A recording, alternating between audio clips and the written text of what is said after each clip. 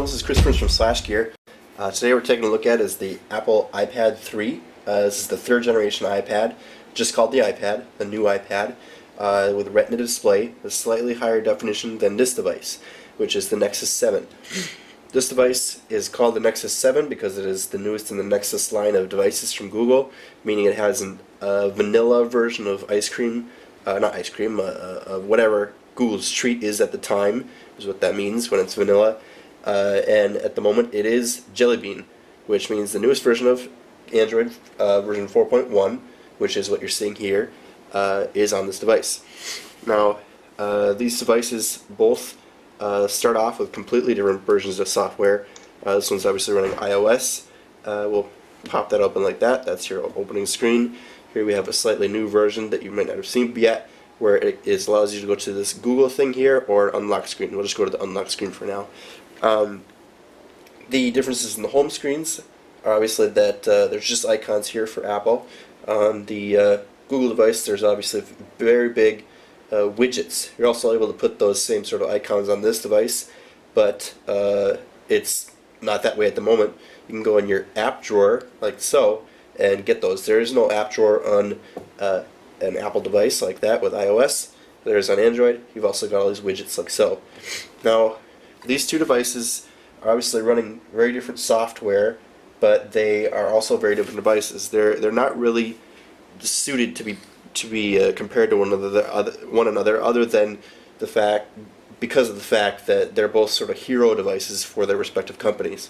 The iPad is obviously Apple's, very much Apple's kingpin as far as mobile goes, other than the iPhone, whereas Google's tablet line is non-existent beyond this device and maybe the Motorola Zoom, which came out a few years ago, or a year ago, whatever you want to say.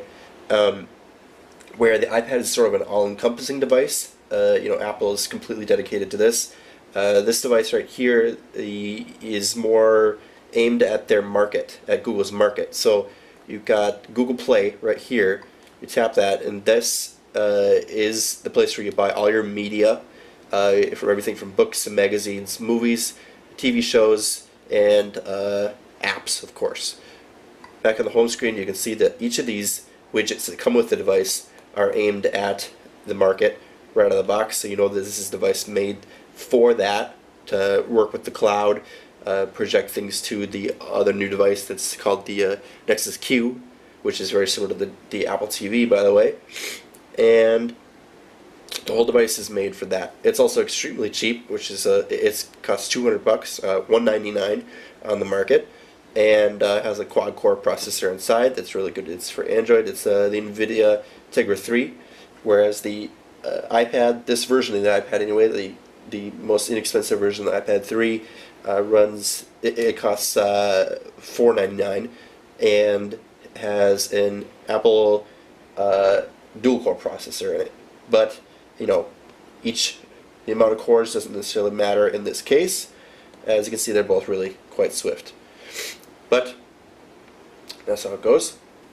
Now, both these devices are obviously available right now. This device has been available for several weeks or months, and this device has just come out today, so you won't be able to get it shipped to you at this moment, but it'll be coming extremely soon. This device comes in a couple different colors. The iPad comes in black as well as white. That's just the front, whereas the back is always this lovely silver. The Nexus 7 comes in black and white, which is the one you see here, or it also comes in black, which is this color. So it's black on the front either way, but the black version has a silver outline and a black back. There you have it.